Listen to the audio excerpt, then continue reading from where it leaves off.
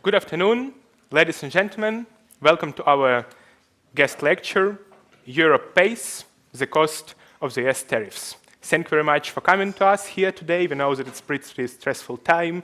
Everyone of you is preparing for their exams, but still have found time to visit our guest lecture. Thank you very much.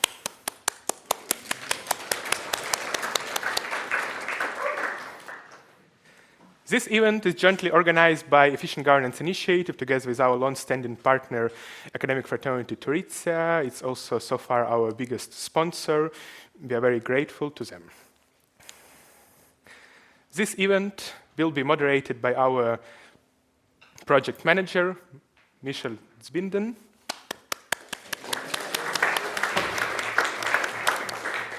Thank you very much, everyone, for coming, and thank you very much for the opportunity to co-moderate this event. I'm very grateful, and I will give you the word back. Thank you very much. And it also will be co-moderated by me, Arki Plovin, the president of the Efficient Governance Initiative. Before we start with our event, I would very much like to introduce our small yet very ambitious and motivated team that stays behind organization of this event. Without all of these people, this event would have never happened. And for this, I would like to invite all of our board members here in front of the public to quickly introduce yourself, please.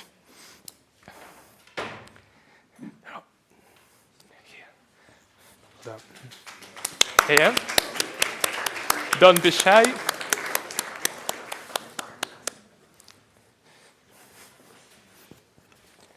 Yeah. Hello, my name is Miron, and I'm the vice president of this organization. And I study political science and Middle and Near East studies in the minor. Thank you very much.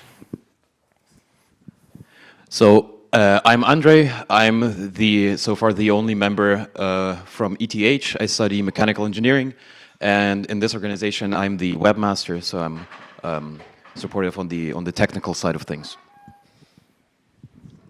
Hi, my name is Julia. I'm a master's student in economics, and I'm the finance secretary here. Welcome, everyone. My name is Gustavo. I am the secretary of communications of the club and first-year math student. Thank you all very much. It's not all. We also have one board member right there behind with camera, making photos of this event. Adrian, thank you very much for your engagement, for your photos for today. Plus, unfortunately, due to illness, one of our board members is absent here today. He is the last in the first row with golden tie, Rafael Albert. He is responsible for finance in our union. Well, if you want to join us, just scan this QR code. We are a small team, and we are eager to make a lot of projects, and for that projects we urgently need people, so if you want to show your potential, please come to us. This event was organized under the patronage of the Department of Political Science of the University of Zurich. We are very grateful for their support. And last but not least, before we start with our thematical part, with US tariff politics, our sponsor, as I mentioned before, exams are approaching, and Radio.ch makes interactive cards, e-learning platform, summaries for you to make your exam preparation easier. They also sponsored some stand with focus water and with their flyers today, so you can grab some drink and also take their flyers and learn more about their products. Well, without further ado, let's begin with our tariffs. To cover this topic fully today, we're firstly going to give some background information on the US tariffs. Afterwards, we'll proceed with guest lectures with presentations from our esteemed and honorable speakers. Afterwards, it will be rounded up, these presentations, by extensive Q&A session where each of you will have a chance to ask their questions directly to our experts. And afterwards, we'll make a couple of quick announcements. And probably the most important and exciting part, afterwards, apero. This time, it will take place downstairs in Lichthof South. Well, without further ado, let's start.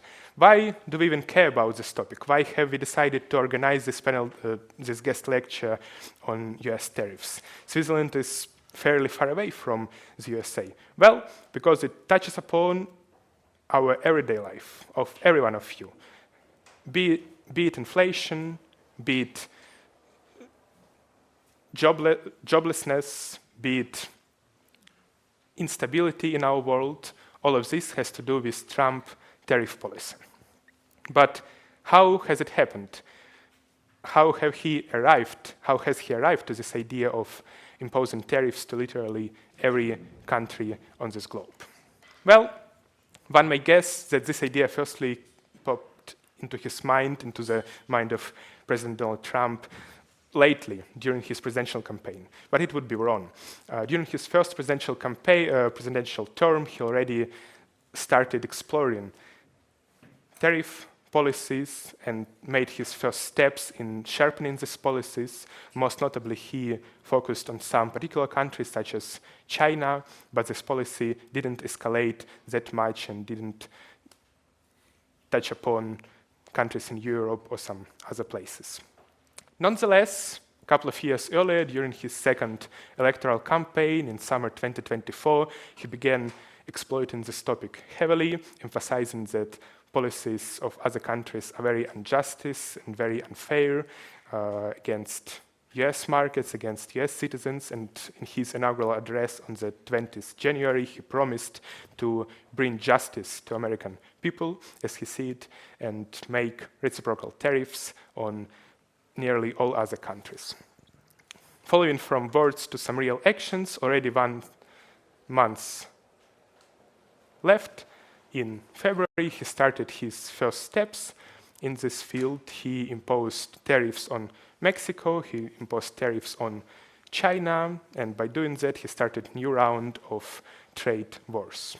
However, the rest of the world didn't experience it till the day X, the 2nd of April, that also was called Liberation Day, when Trump's administration presented reciprocal tariffs on nearly all states to diminish this sort of trade imbalance between USA and other parts of the world.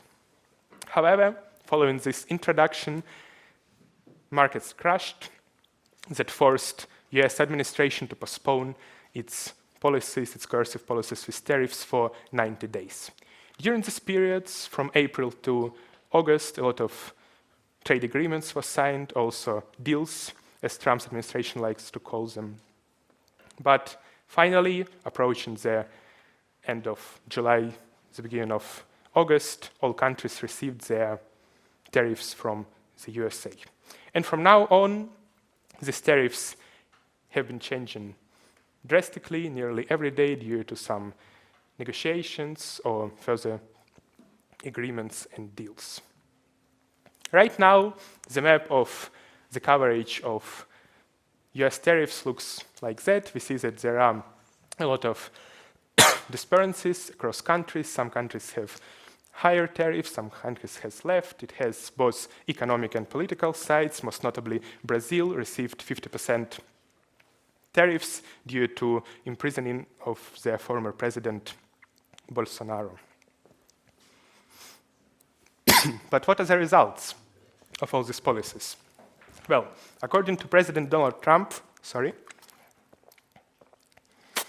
tariff policies are the best thing that has ever happened to the US in history. But is it really so? Well, in reality, we do see some contradictions. Some countries agreed to play with new rules and signed trade agreements, deals. UK, EU, also recently Switzerland.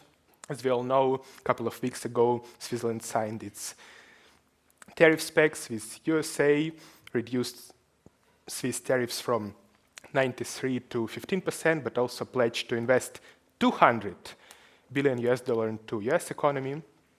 And while some other countries resist these coercive policies, such as China, and they launch counter tariffs on the US economy.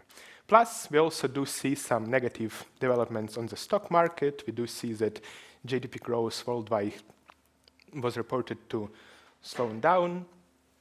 But what do we have at the end of the day? Are these policies efficient? Are they going to bring any profit to the USA? What would they mean for Europe, USA, and the rest of the world? Who will pay the bill? In order to answer all of these questions, we very happy and we are very pleased to introduce our guest speakers, our honorable speakers that are going to share their expertise and their knowledge with you here today to answer all of your questions and to give the answer. Are these policies efficient? Are these policies necessary? And what will they do to world's economy and to European economy in particular? On that note, without further ado, I give the floor to my co-moderator. Thank you all very much.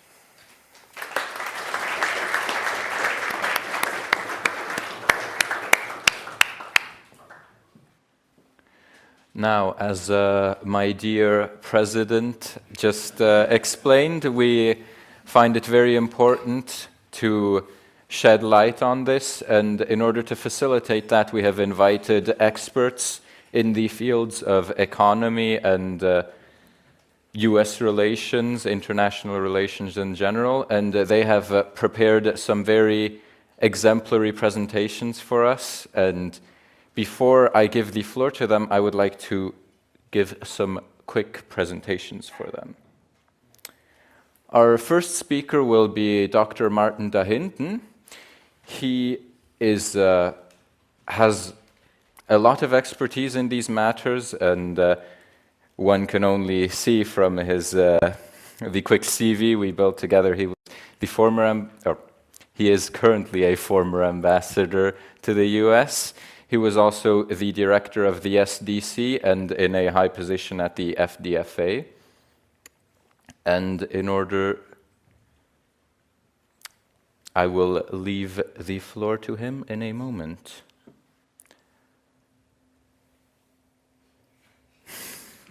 One second. Ah, yes. Okay.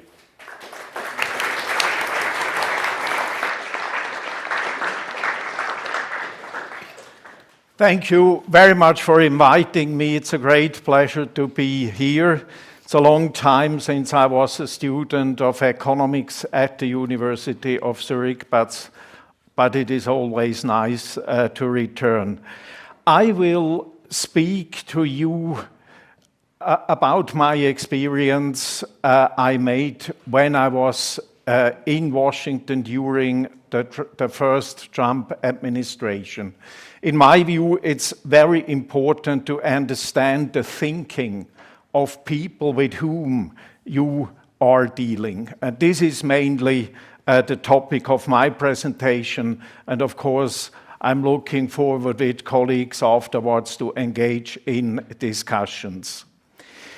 The significant increase in global prosperity since World War II can largely be attributed to the liberalization of world trade.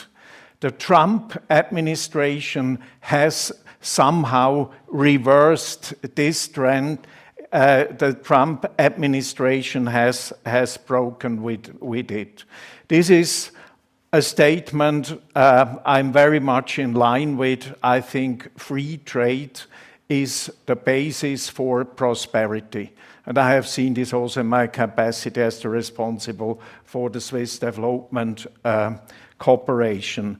Now, if you speak with people from the Trump administration, you find a series of thoughts. One thought is that the United States is not in a position anymore to be the world's policing power, being active everywhere and playing a role everywhere. The Trump administration has recognized that we are moving to a multipolar world. This is a very important point of departure. What we also see, and I will demonstrate this to you, with this shift in thinking, in the perception of geopolitical realities, older concepts of foreign policy and older strategies re-emerge. And two important ones is the America First ideology, an ideology that has not been invented by Donald Trump, but goes back to the 1930s and 40s, when the United States wanted to be strong in order not to be involved in the Second World War. We know it did not happen. This is what America First meant. It was a strong movement with people from the far left to the far right. And then the Monroe Doctrine. The Monroe Doctrine that says the United States should do everything that non-American powers have a grip on the Western Hemisphere, on North and South America. This is also the reason why there is a harsh reaction regarding Chinese investment in Panama or the presence of Russia in Venezuela and in Cuba. And then something we will probably hear more from Professor Ossa is the skepticism towards multilateralism and international entanglement. I have taken this term entanglement from a very famous speech, the farewell speech of George Washington to his fellow Americans. So you see a lot of references in all what is done. Here you see the logo from the 1930s, America First, and then of course the cap you are all familiar with. The tariffs, in Donald Trump's perception, is something that helps to influence international relations without necessarily using military power. And this is something he is telling for decades, long before he entered in policy. This is not something he has invented this April. So he sees basically three benefits from the tariffs. The first is to protect the own industry behind tariff barriers, and also to, let's say, make it more interesting for foreign investors to invest in the United States, let's say, behind the wall of tariffs. The second issue is to generate revenue. US has a huge problem with the budget, and if Donald Trump was here, he would probably say all the other countries have value-added taxes. This has never happened in the United States. The Congress has always refused to have it, and so to some extent tariffs are a compensation. And third, you could threaten other countries for any purpose by imposing tariffs or by removing tariffs. Now you have seen probably this formula. I will not ponder on this. There are much more capable people to do so. In simple terms, it's a formula to calculate the tariff increase in relation to the trade deficit and the imports of a specific country. This is a weird formula. I think we probably all would agree with this, but it's something that is applied, and also the 31 and 39% are calculated on this formula. The person who developed this is Stephen Mirren. He has published at the Hudson Institute for those who want to know more. Now, what is important to understand, tariffs and protectionism have played a prominent role in American history that goes far beyond economic and fiscal issues. These are things people usually do not understand. They look at it very technically, because in our own history, it was very often just a fiscal issue. And this is very often not understood by people who are not very familiar with the United States. It has been mentioned, the Liberation Day. I mean, first, probably in Europe, when you saw this, Liberation Day, and then a kind of a plate like Moses has in Renaissance statues. It's something very strange. Liberation Day, and then announcing tariffs.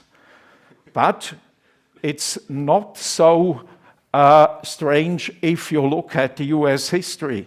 The American Revolution, the war for independence, did not start with heroes, with battles. It started in order to get control over tariffs and over taxes.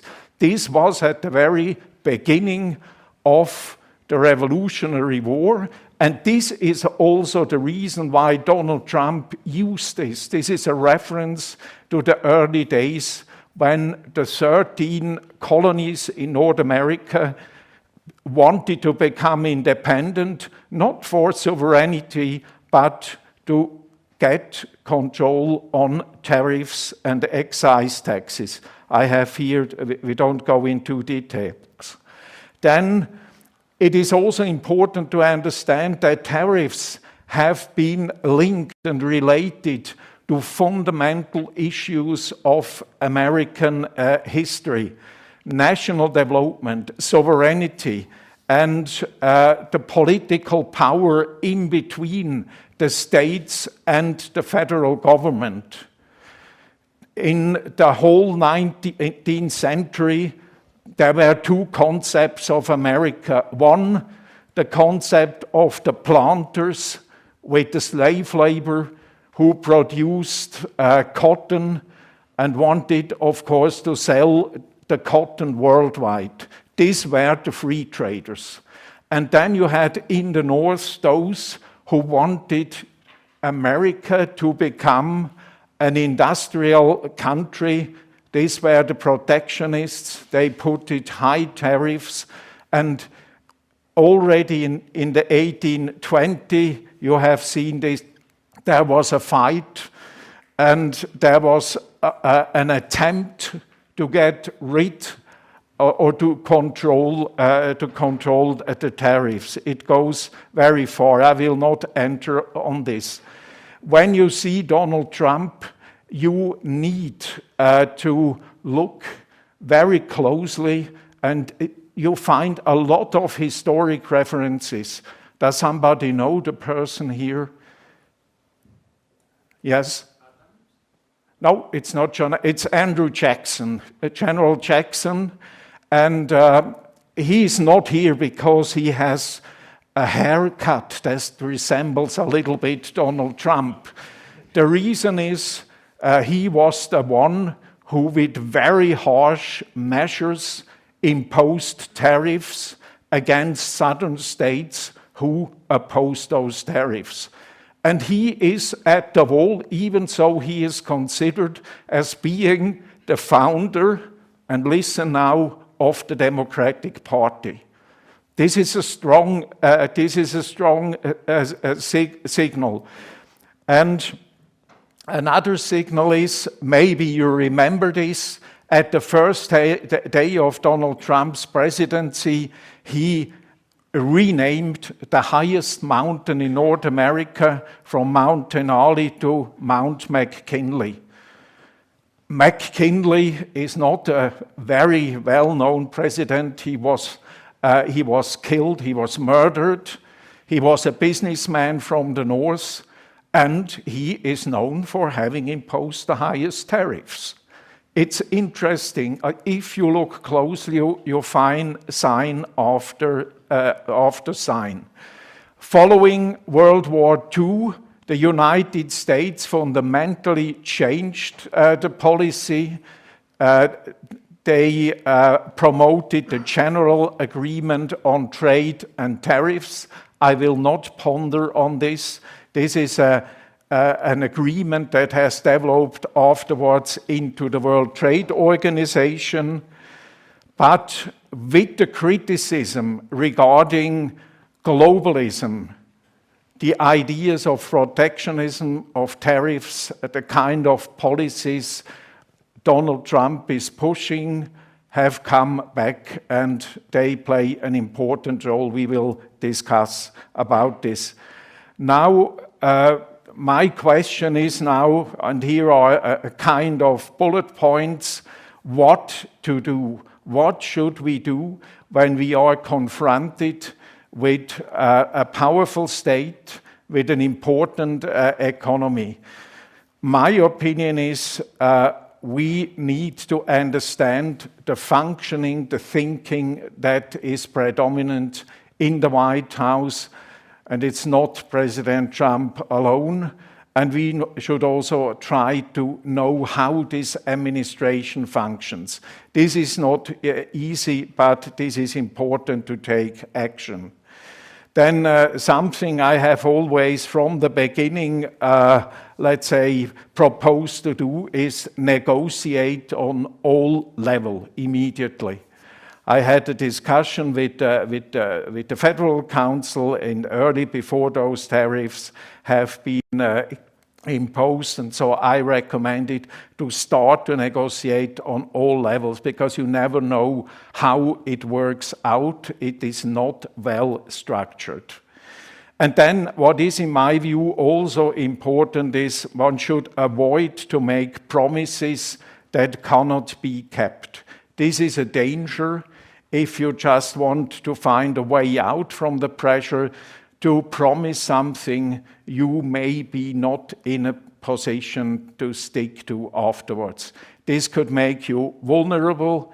This could lead you in a situation where the US government tells you, you made these commitments, now we want to see how it does.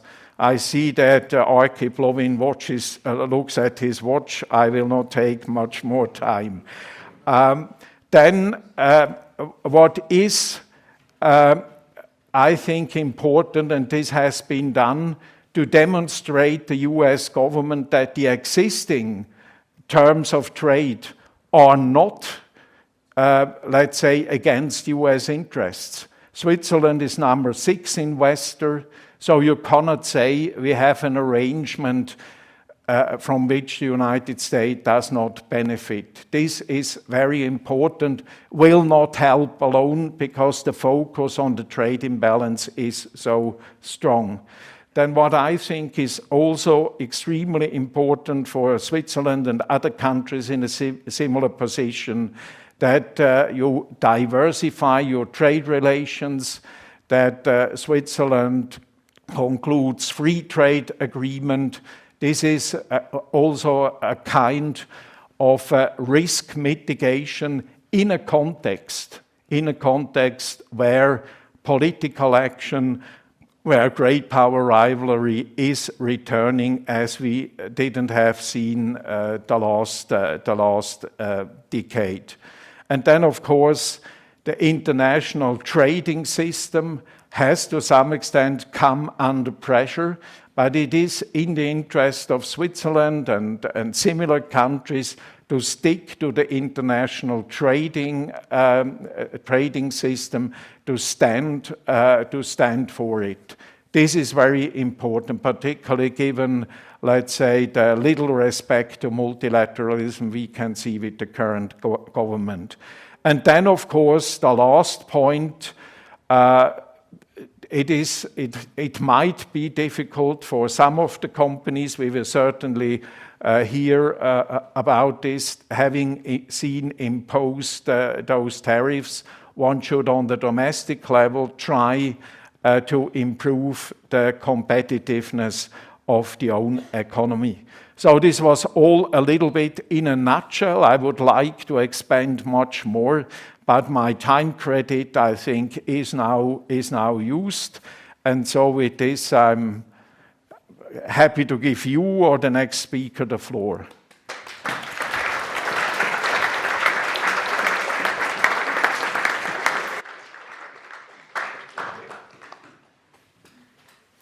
Thank you very much for that wonderful presentation. I really appreciate how it was understandable for someone even with as surface level knowledge as me, for example. And I think I learned a lot, especially on the historical side.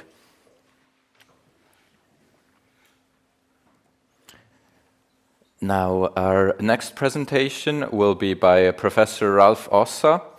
He is currently a professor here of the UBS Foundation of Economics and the chief economist of the World Trade Organization from 2023 to 2025. I will not read the final thing because I don't want to take too much time from his surely wonderful presentation, and I would like to once again thank him for the effort he has made. Oh. Yeah, thank you very much for having me. Thank you very much for the invitation. So what I wanted to do is just to share my take on what is going on in world trade. First, my take on the current situation, then what I think the implications are for the global economy, particularly global trade, where I think this is all coming from, so a little bit similar to what the ambassador was talking about, although with a different perspective, and then also towards the end, what the responses should be, and I'll try to keep it short so that we can have a discussion.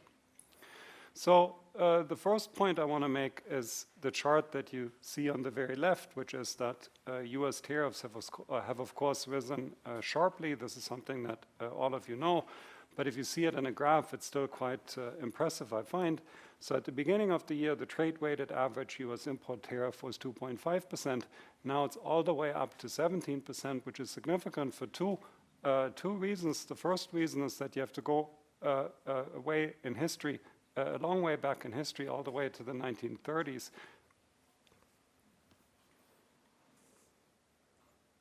Yeah, it's green. It doesn't sound like it, maybe a bit closer. So you have to go all the way back, maybe like this.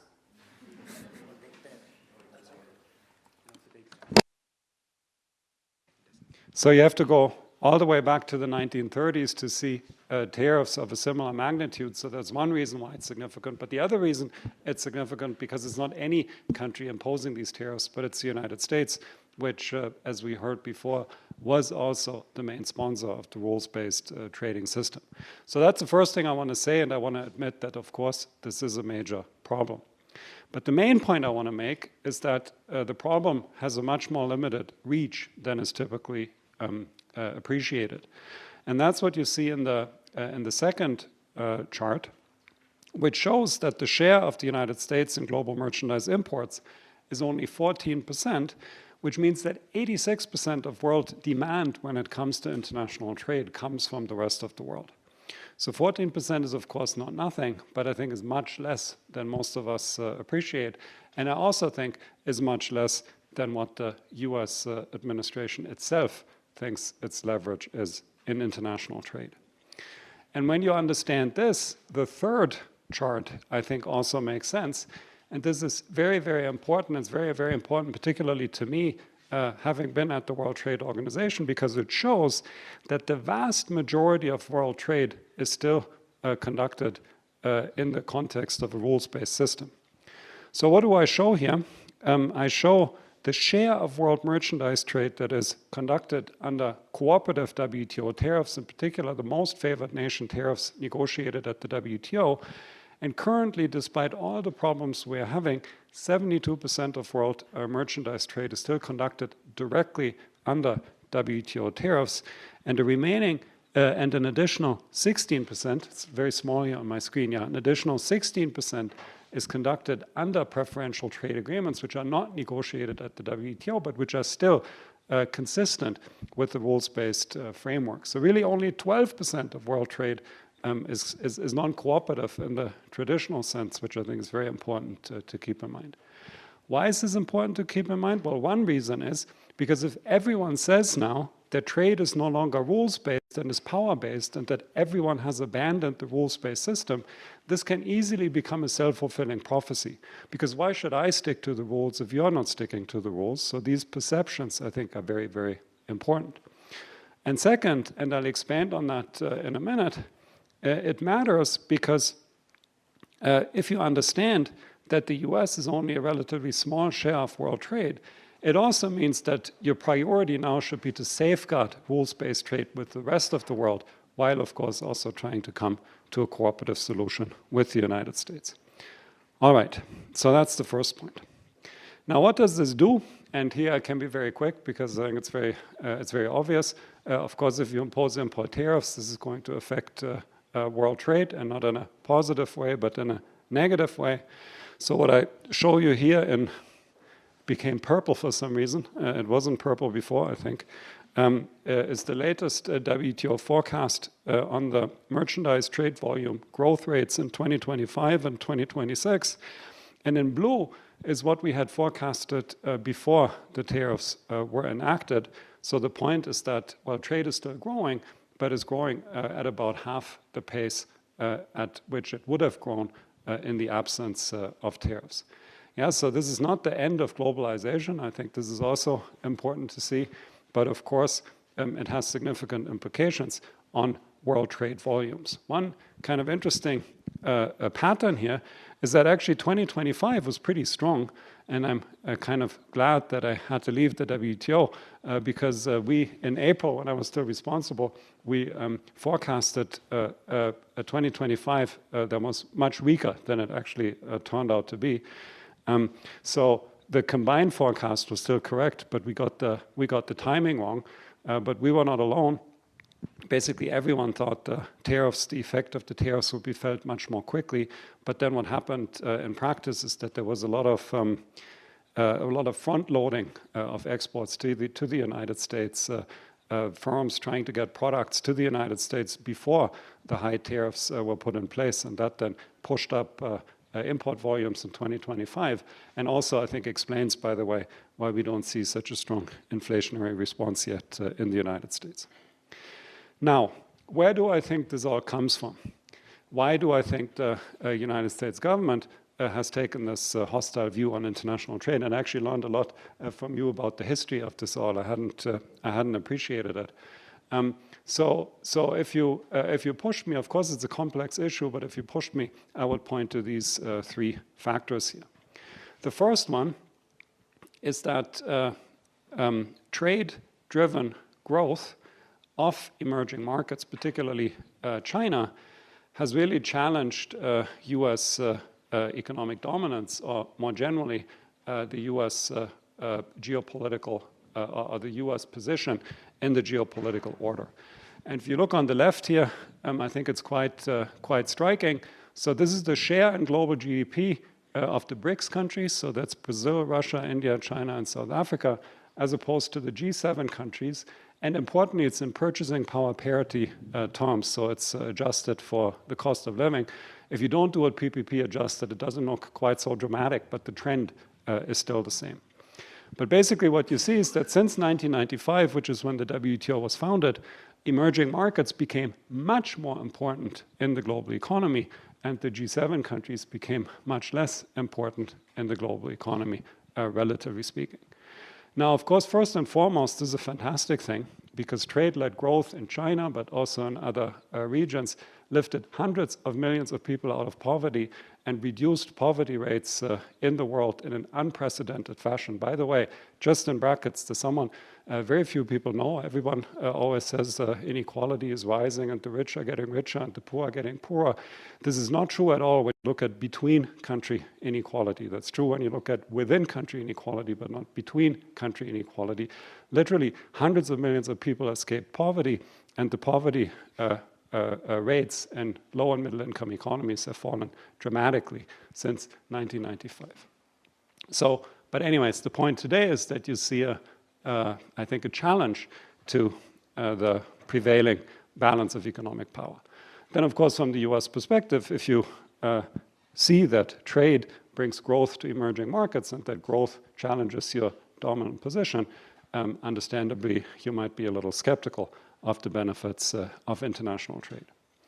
The second point is labor markets, and my colleague here, David Dorn, who many of you, I'm sure know, has done the seminal work in this area, basically showing that import competition from China led to significant disruption in US labor markets.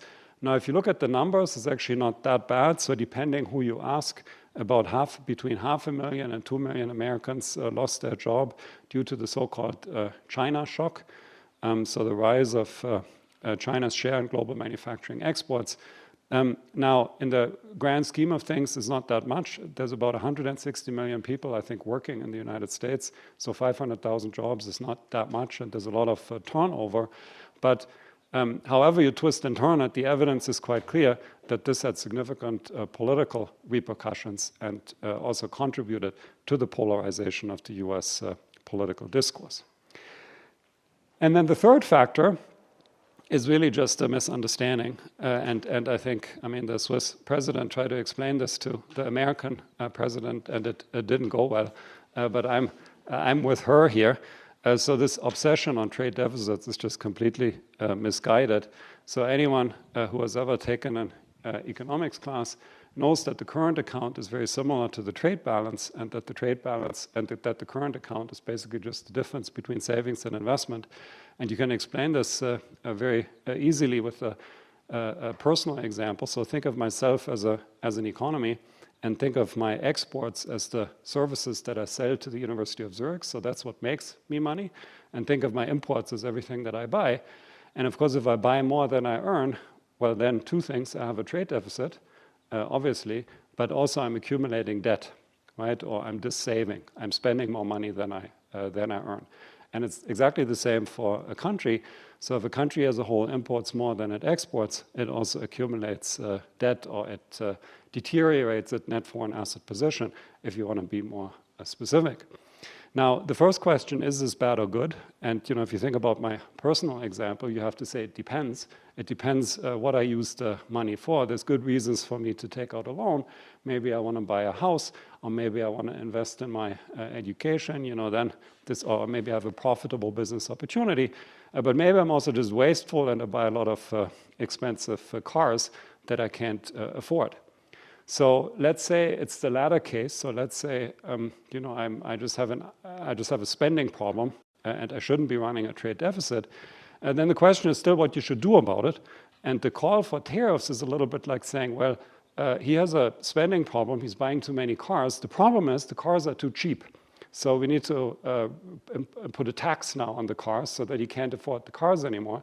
And of course, that kind of works, but it's a very indirect way at the problem, because the fundamental problem is that I spend more than I earn. And it's very similar in the US context.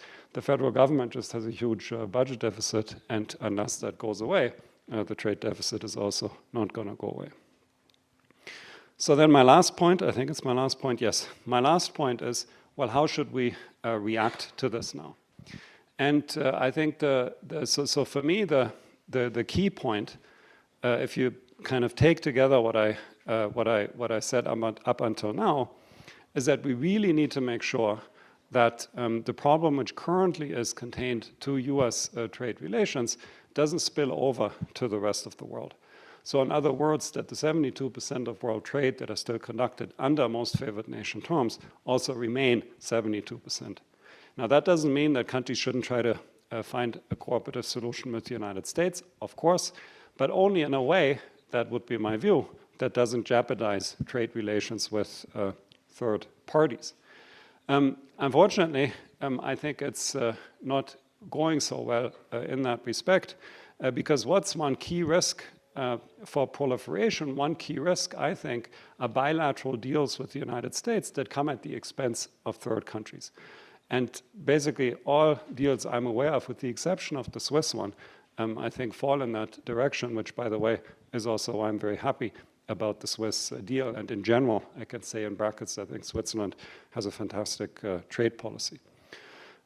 So if you think of the EU-US deal, for example, but you can pick any other one, basically what the EU does, it makes unilateral concessions to the United States, which means that the United States has better market access in Europe, which clearly comes at the expense of third countries that also want to export to the United States. So there's economic damage, but there's also legal damage, if you will, because it violates paragraph number 1, article number 1 of the General Agreement on Tariffs and Trade, which is that you're not supposed to discriminate among WTO member countries. So it's a direct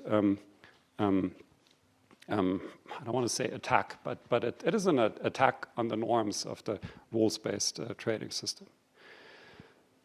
The second channel that I can see is trade diversion effects that are not particularly well managed. So if you read European newspapers these days, there's a lot of talk about all these Chinese goods that are typically going to the United States, them now being diverted and flooding European markets.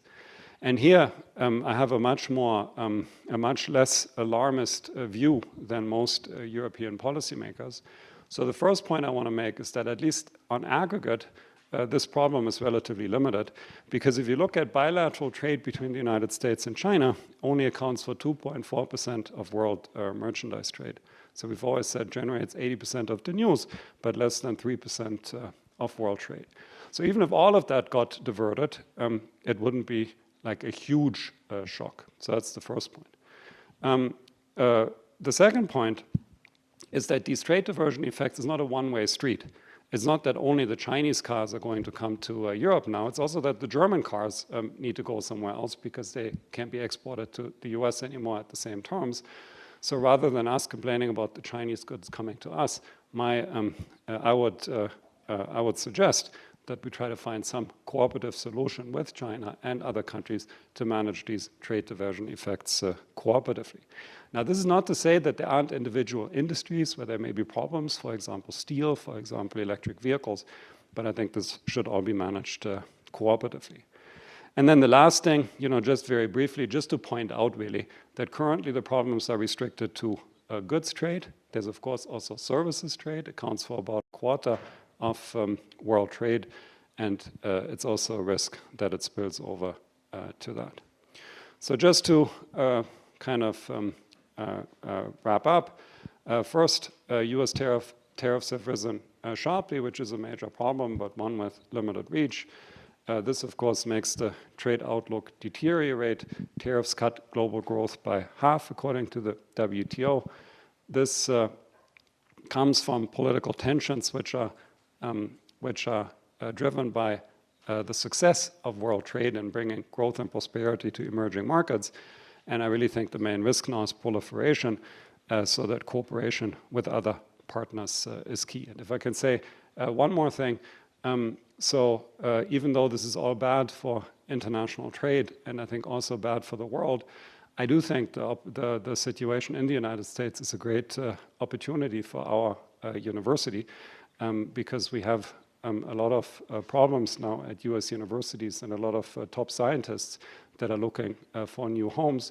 And I think I think we are a perfect home for such top scientists. You might have read that we were already able to attract 2 Nobel laureates to the economics department. And I very much hope that we can build on the success across the university. And at least if you're not happy about the trade policy, at least benefit from the educational policy. So thank you.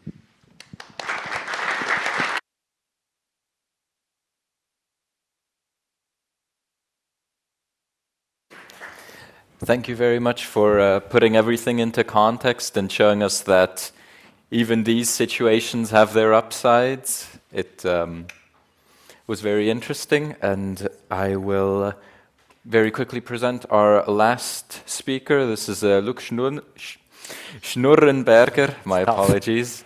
He's currently the deputy head of international relations at the Économie Suisse, and he is a International Chamber of Commerce board member. Thank you very much. Can everyone hear me well? Yes. Thank you.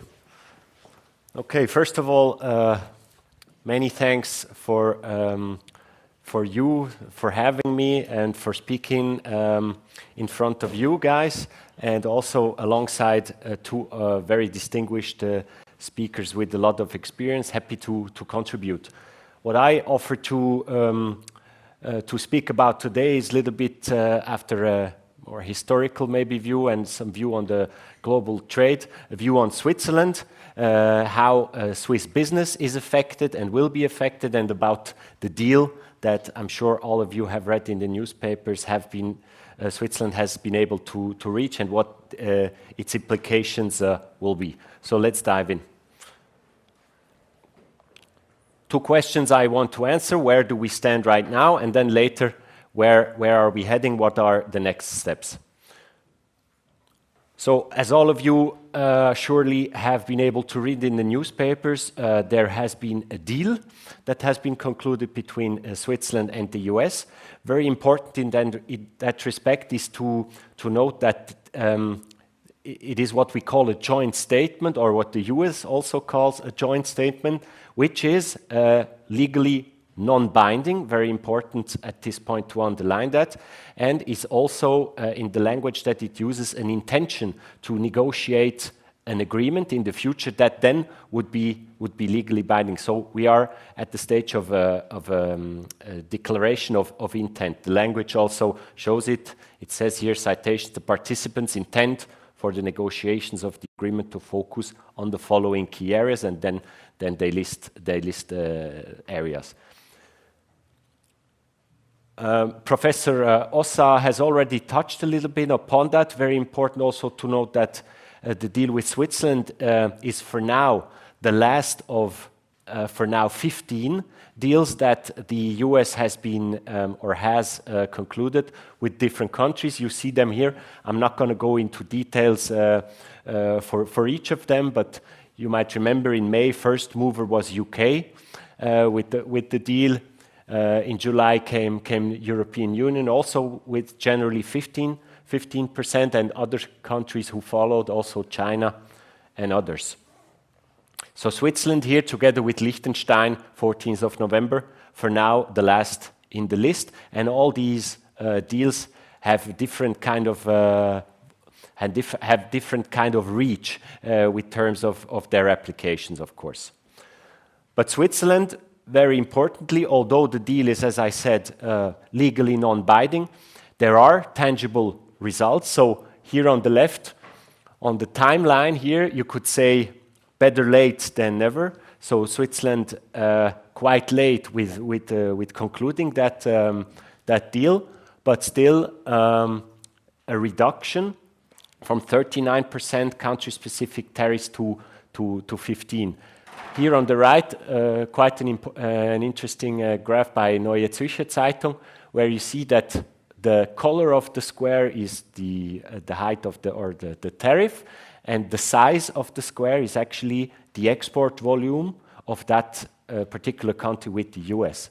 So you can see that 15% with 15% Switzerland is on a, we like to say, level playing field with the rest of Europe or European Union, but very interesting to look at also what importance the US market has when you look at export for Switzerland or Swiss companies comparable with Great Britain here or Italy. So quite telling. So when you look at, this is a graph which shows you total Swiss exports to the US. Of course, as we speak with our members, they tell us that 39% for a lot of them have been quite a heavy burden, because some of them have a big exposure to the US. For some small and medium enterprises, sometimes even a very large fraction of their whole exports, so very dependent sometimes regarding the product. And you can see here Swiss total exports in 2025 up until September, and compared to the average exports of the past 3 years. So you can see that in August there's kind of a slump, and it's starting to catching up. And the reason for that is, depending on the industry, Swiss export industry you're looking at, the impact of these tariffs are very, very different. And the situation as it presents itself now is that if you start with pharma, and I will come back to that. So pharma, as you might know, is still excluded from tariffs, so has always had 0%. That's why also the blue line here in September is increasing. And pharma, you could very generally say that pharma exports is kind of compensating for the loss of, or for the decrease in exports of other industries, such as here on the right, watches, for instance, who have been heavily affected, but also Swiss machinery, who has also been affected. Interesting also, in the first half of the year in April, there is this kind of increase in April that you see, and this is for inventory reasons, because, for instance, in the watch industry, they kind of anticipated these tariffs, and they wanted to increase their stockpiling in the US. That's why they exported. They didn't know what would happen, so they exported much more than usual before the tariffs hit in April and May. So that's a little bit if you compare the industries. So back to the joint statement that Switzerland has concluded with the US. Let's go through the different elements that the agreement contains. And in our communication, we divide these points between two categories. So there are, on the one hand, concrete results. And on a later slide, I will then show you also everything that's going to be part of a bargaining chip, because, as I said, this is still a non-binding declaratory document. So first of all, I've mentioned it.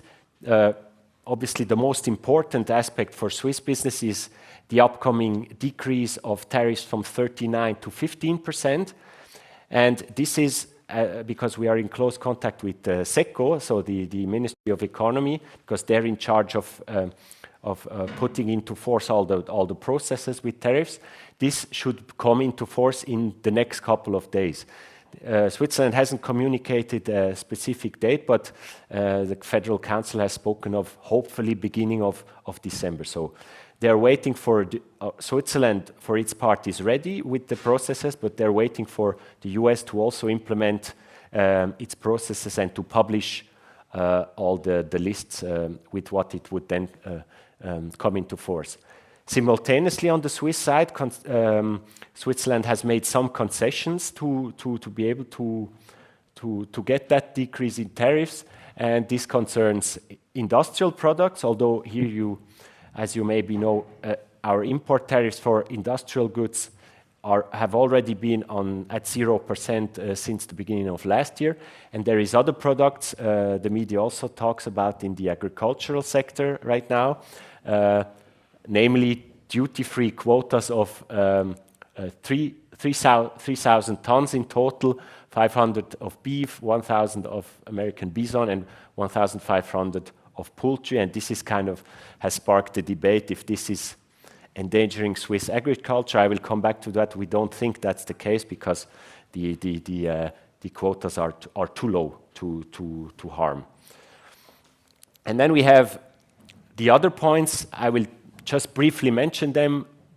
Points we think will still be up for negotiations and might, if I can say, come out at the end of the negotiations quite differently than they're stated in the agreement. But let's quickly look at them. So Switzerland has committed itself to balance out trade with the US, so to flatten out the trade deficit.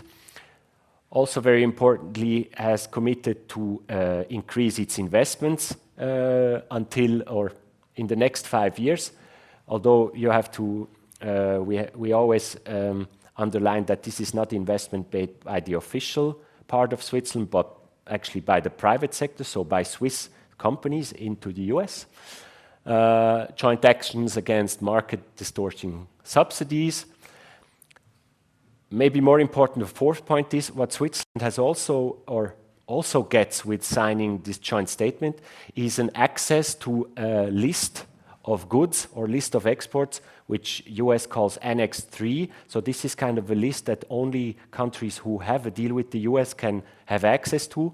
And there are certain products with the so-called MFN tariffs. One example for Switzerland is airplanes. So airplanes out of Switzerland to the US will be able to be exported at the rate of 0%.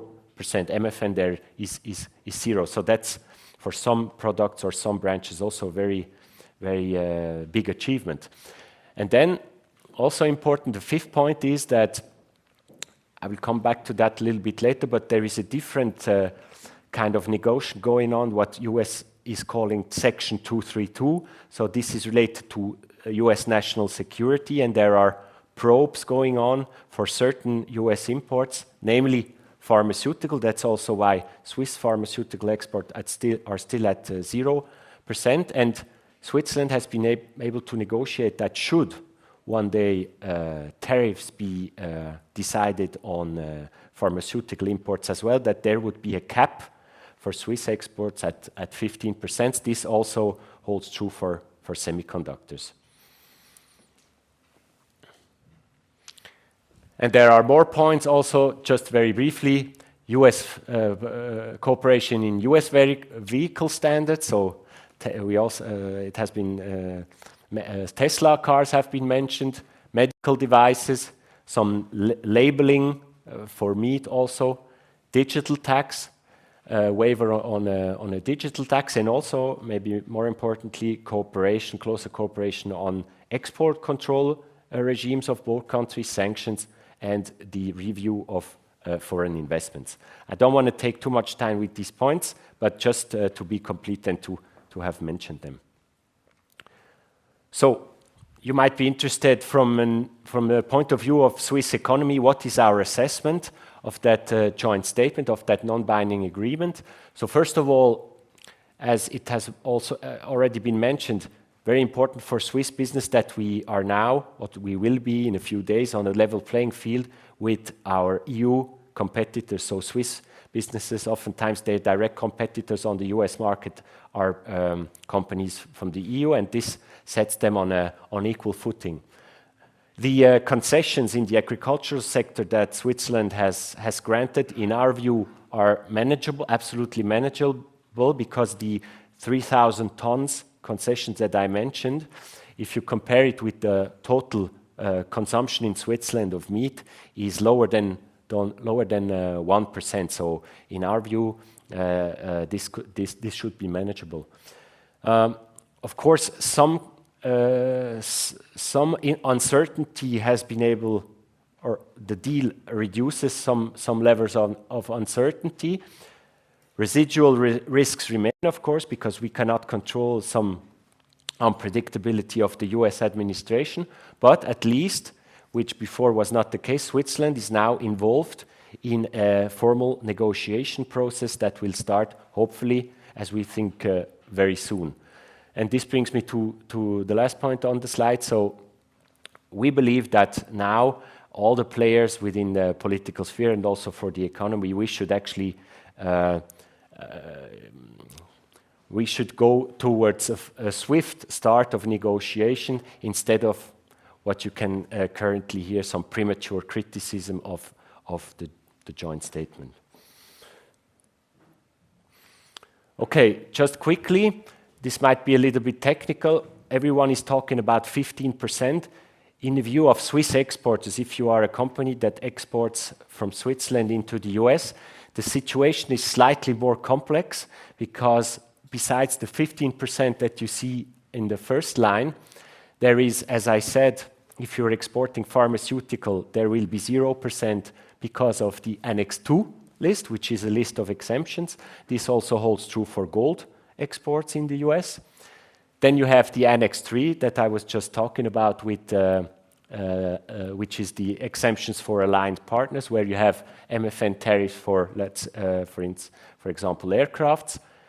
Then, besides the country-specific tariffs, what will still continue is sectoral tariffs that US is imposing in the steel and aluminium sector, for instance, which is still at very high 50%, which was not it was not possible to negotiate that away. And then, to make it even more complicated, there is some goods where you pay different amounts of tariffs on the same good, if you will. And an example for that is coffee capsules.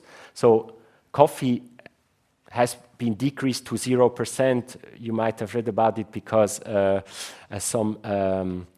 some products, because of the price increase in the US, Trump has lowered the tariffs on these imports. So coffee at 0, but the aluminium content of the capsule, so the aluminium content of that will still bear a tariff. So Just note not to oversimplify the whole thing and to show you a little bit also the caveats that this brings for Swiss exporters. So that was what we know right now, and now of course the question, what happens next? So these are if you want, the next couple of steps that the parliament, that politics and business will take until hopefully an agreement, a binding agreement can be reached. So first of all, of course, most importantly, the decrease from 39 to 15% will come into force, as I said, in the next few days. And then a whole process starts between SECO, the parliament, and the Federal Council with working out a negotiation mandate with which the negotiation team will then be able to negotiate an agreement with the US side. And as has been concluded in the joint statement, the aim is to conclude negotiations of the agreement, if possible, end of first quarter of 26, so by end of March 26. To be honest, quite a tight deadline with all the steps that need to be concluded before that, but that shows that both sides intend to start, or at least US side, and then now hopefully also Swiss side intends to start this process very quickly to get to an agreement. Also, of course, with the possibility of a referendum, and then if that referendum is taken, a popular vote on that agreement. Just a last point, because this has also been mentioned in the media, and is kind of something that happens in parallel in the US. As you might know, US Supreme Court is preparing a decision on the legality of certain of these tariffs on so-called IEEPA tariffs, which include those put on specific countries, so country-specific tariffs. We just see,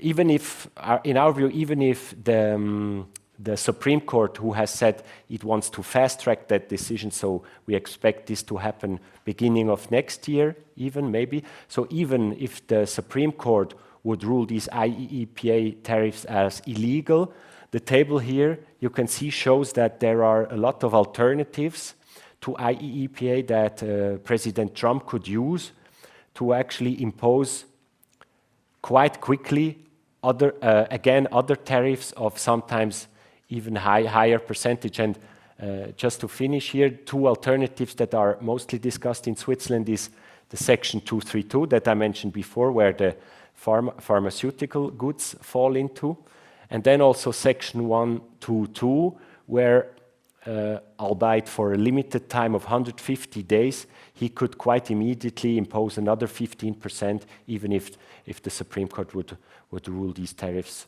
on IEEPA illegal. So you see, in a sense, tariffs are here to stay, and the ruling of the Supreme Court is not something that Swiss business is relying too much on, but is of course following what the developments are. So that's all from my side. I hope it was not too technical, and if yes, I'm happy to answer some questions afterwards. Thank you very much. Yes, thank you very much. We will now have a Q&A session, so I would like to ask the speakers to take a seat here. We'll have 15 to 20 minutes time for our questions, so don't hesitate to ask anything you would like to. We'll have enough time for that. And also, a lot of thanks to our esteemed speakers for their honorable presence, for their presentations, to Mr. Schnurrenberger, Deputy Head of Foreign Affairs at Economist Suisse, to Mr. Dahinden, former Swiss ambassador to the US, and to Ralph Ossa, Professor of Economics here at the UZH, plus former Chief Economist of WTO. Now we are ready to open our floor to any questions. Please raise your hand, and we'll choose who will be the first to ask their questions. Yes, please. And also, please present yourself before asking Hello. questions. I am Simon, a student in comparative and international studies, and I want to ask a question with respect to the graph from the Neue Zürcher Zeitung on the tariffs on Switzerland and on the trade between Switzerland and US. Yes. I want to know why in 2025 the exchange are so high and why the decrease before the tariffs. So maybe we can show the graph. Yeah, it's better. You're referring to a special graph, right? Yeah. Yes, before. The increase before. there? Even before. Before? Yes, this one. Why is this so high in March, and why does it decrease before the tariffs? So same thing as afterwards, as I explained for the watches, just on a, I mean, spoken for general exports, this has been stockpiling effects of different branches because they expected tariff to hit, and up to a certain point you could export for still the old lower tariff. So lots of businesses told themselves, okay, I will stockpile and export as many goods as possible before the higher tariffs hit the business. Yeah. And then, of course, the decrease is because of the implementation of the 39%. Yeah. Thank you very much for your question. Now we are ready to, yes. The gentleman in a green skirt, right there, Gustavo, yes. So first of all, I have a question for Mr. Ossa. Do you think that these tariffs could backfire on the U.S. economy in terms of increase of pricing and in terms of inflation? And then afterwards, a question for Mr. Dahinden,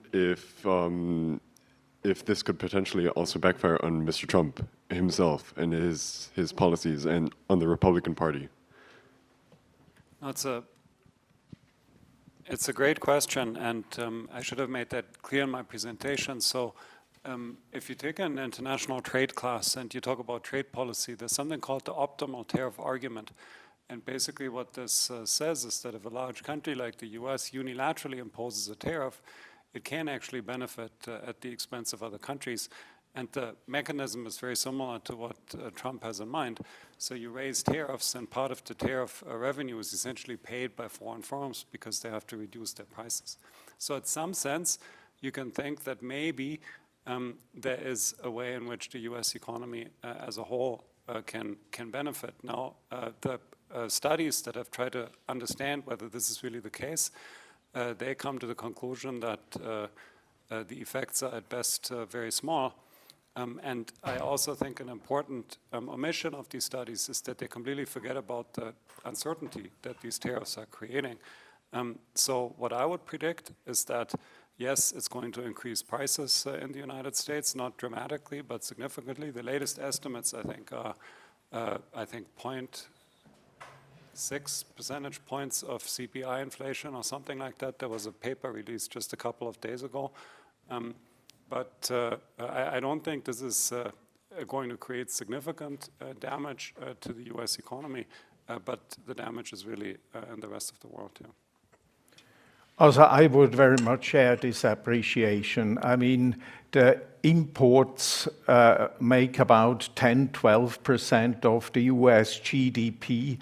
So we cannot expect a major impact. And then I think if you look at the very different other issues that are on the agenda of US domestic politics, I don't think that this will be the decisive issue.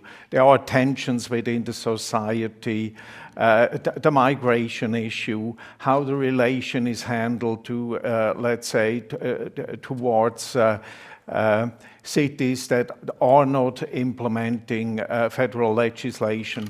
I think this will much more be a decisive issue than the tariffs. Even so, it's not a contradiction with what I have said to you. It's just a mindset. But to think now this could be the end of the Trump administration or the MAGA movement would be wrong. Thank you very much. Now we have time for the other question. Yes, please.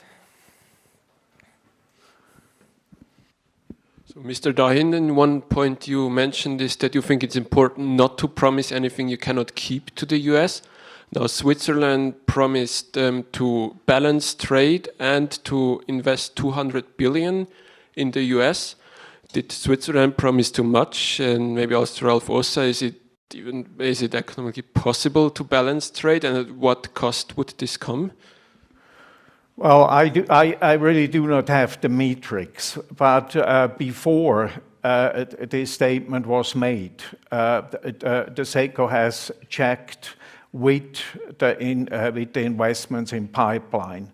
So you're not just declaring you will buy so much natural gas or you will invest so much things. So to some extent, most of what has been promised was in the pipeline anyway.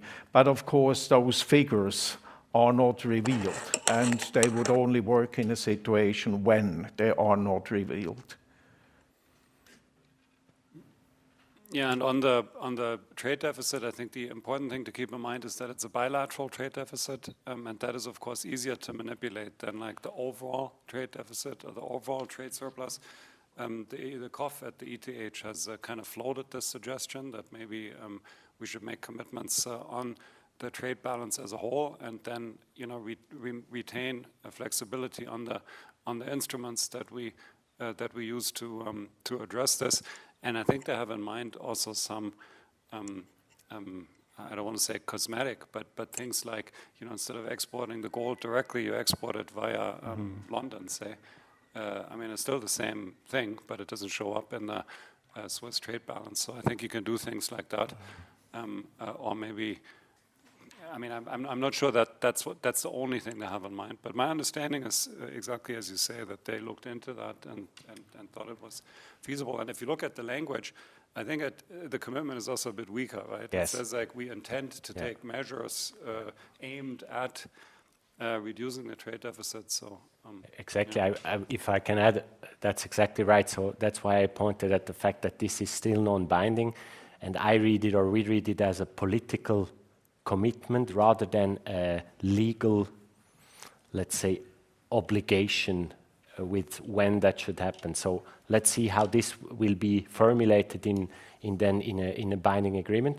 But still, even if you would take it as a binding commitment, if you look at Swiss exports to the USA, strong positions with pharma and gold, right? Pharma exports and gold. And in these two categories, there are commitments. If you take pharma, to produce much more drugs in the US for the US. So that's the first reduction. And the second one, also interest by the gold sectors to produce a lot or to smelt a lot of gold inside the US. And if you take even these two very important kind of positions, you already get to quite a big decrease of that surplus. Great. Any other questions? Yes, please, Gustavo, you can pick anybody on that side. Thank you. So I have an open question, probably more towards Dr. Dahinden, but maybe also to Professor Ralph Ossa. So the question is more about maybe geopolitics. So in the second talk, we've heard that the risk of deglobalization is not that high due to maybe just the globalization growth will be reduced. However, I see that tariffs not as the risk itself, but rather as a symptom of US, as we heard in the first speech, US going into America first mode, because it is now entering bipolar or maybe multipolar world, where China is its own, biggest opponent. And US is starting to act as an imperium that it is. It has always been, but it has been acting nicely towards its allies. Now it's collecting the margin to what I see prepare for bigger conflict. And so my question is, what is your point of view on that? Yeah, I certainly think that to some extent Donald Trump is the result and the driver of a new geopolitical order. I do not say he has all those things under control, but he is stepping away from this old idea that the United States should be the one that puts the rules. And Trump and the people around him think this role was not very beneficial for the United States. As I often heard when I was there in the White House and other places, why are we fighting in Afghanistan with tribal warriors? What is the meaning of this for US interests? And when you're driving across the country, a lot of people think like this. And we will probably face in a less orderly order. A lot of people speak with nostalgia about the rules-based order, but to some extent we have to accept that this is somehow breaking apart. And we should not go in a nostalgic mood, but think, what are we doing? How are we dealing? How are we navigating in such a world? And this is particularly interesting for students of political science. Maybe one thing I can add is that if you had asked me like 1 year ago, 1.5 years ago, where we are going economically, I would have said we're going towards a world that is fragmented economically. So there's like the US bloc, there's the China bloc, there's maybe a bloc of non-aligned countries, but we're going towards this friend shoring as opposed to, that you tend to source from allies.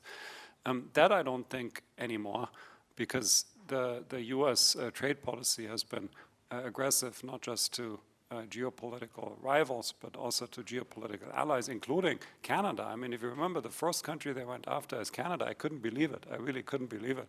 I mean, of all countries, it seems like the least threatening to the United States. So I think the future is much more messy than this geoeconomic fragmentation. And now that I'm speaking anyways, I gave, I think, a bit of a wrong impression when I responded to the comment before about the effect of Trump tariffs on the US economy. So I stand by what I said, that this is not going to be the end of the US economy, but one thing that I think is really scandalous about it, also from a domestic policy point of view, is that it's basically a redistribution from poor to rich, because tariffs tend to hit the poor consumers the hardest because they have a larger share of tradable goods in their budget. They go to Walmart, for example, and now you use the revenues to fund the big, beautiful bill, which is a tax reduction for the rich, and then you claim you fight like for the man on the street. I mean, that's just incredible that they get away with this, but that's what it is. So I would be much more concerned about, I'm just agreeing with you, I think much more concerned about the distributional issues. So I would be much more concerned about attacks on central bank independence, undermining of the rule of law, institutions, and so on, than now the inflationary impact of tariffs macroeconomically. I think that's what I was trying to say. And as we approach in time, we have slot for one last question. Who would it be?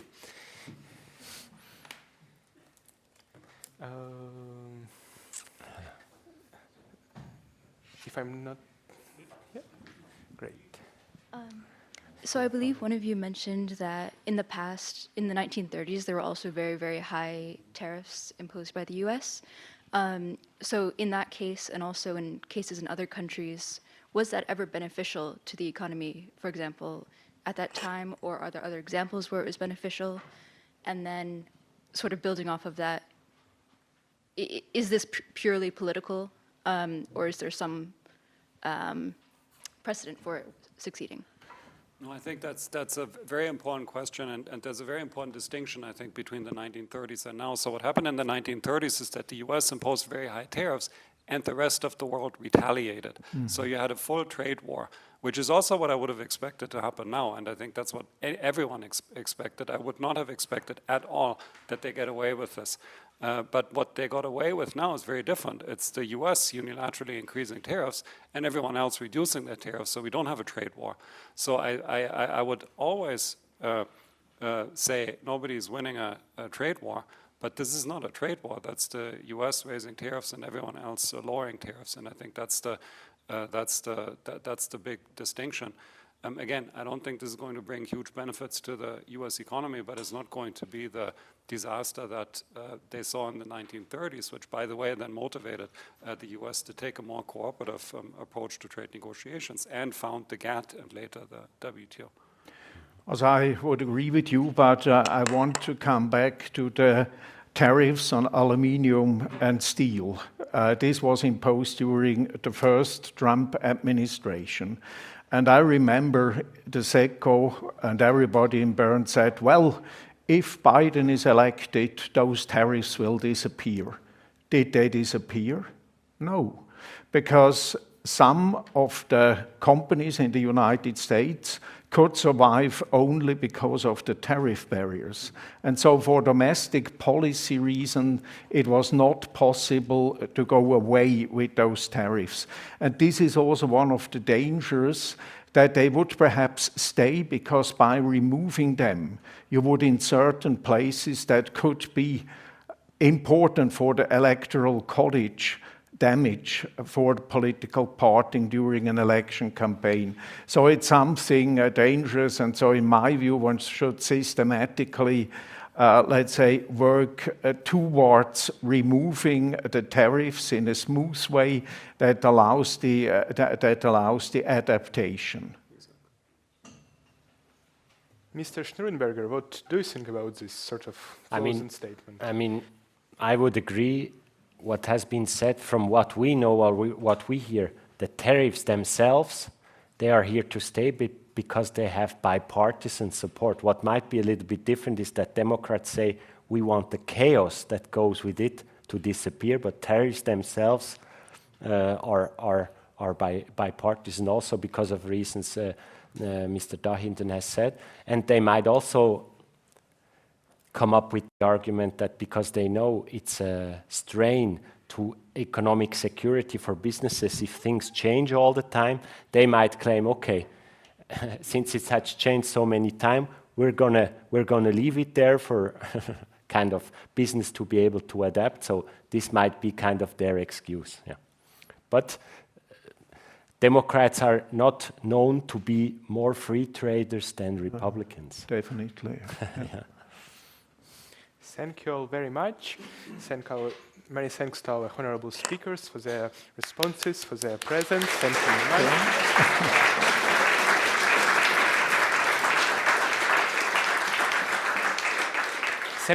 Thank you all very much for coming here and sharing this evening with us today. And before we all go to the apéro, just 3 minutes for my co-moderator for quick announcements, and then we're all free to enjoy some good talk and networking. Thank you very much for staying. I would like to very briefly ask anyone who's interested, like if we did something wrong, maybe you could help us do it right next time, or if you feel like you could learn something from us, you could also join, because we do think it is a good opportunity to meet people, especially for networking and such. So if it at all interests you, please scan our QR code. Like the red text says, don't wait for change, drive it. And yes, our next few events will be, we will have, actually, I just realized, I'll give it a bit longer, but our next few events will be a fondue evening. Okay. A fondue evening on the 7th of December, and afterwards, the date has not been planned yet, but during the vacation semester, we will go to the Embassy of Argentina in Bern and speak to the ambassadors there. We think it's a very interesting opportunity. And this will be only for our active members, so if you want to go and learn something new about Argentina, please scan this QR code. We highly encourage you to do this. And for the final thing, yes, we do have more plans. We were interested in starting a petition of creating new, specifically courses on the UZETA for like learning how to work with AI and things like that. And the final thing, we would like to thank our sponsor, ready.ch. Everyone has exams coming up soon, and if you feel like you could use some help, or if you feel like you're not certain you'll pass, it is a great resource. They have lots of e-learning opportunities and also lots of print, physical opportunities. There are flyers, and there's more bottles of focus water. Thank you very much. Please, if you have time,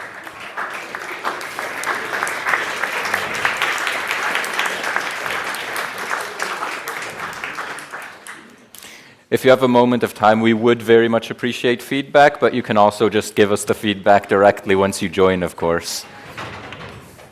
And finally, apero in Lichthof, downstairs in the main hall on the southern part.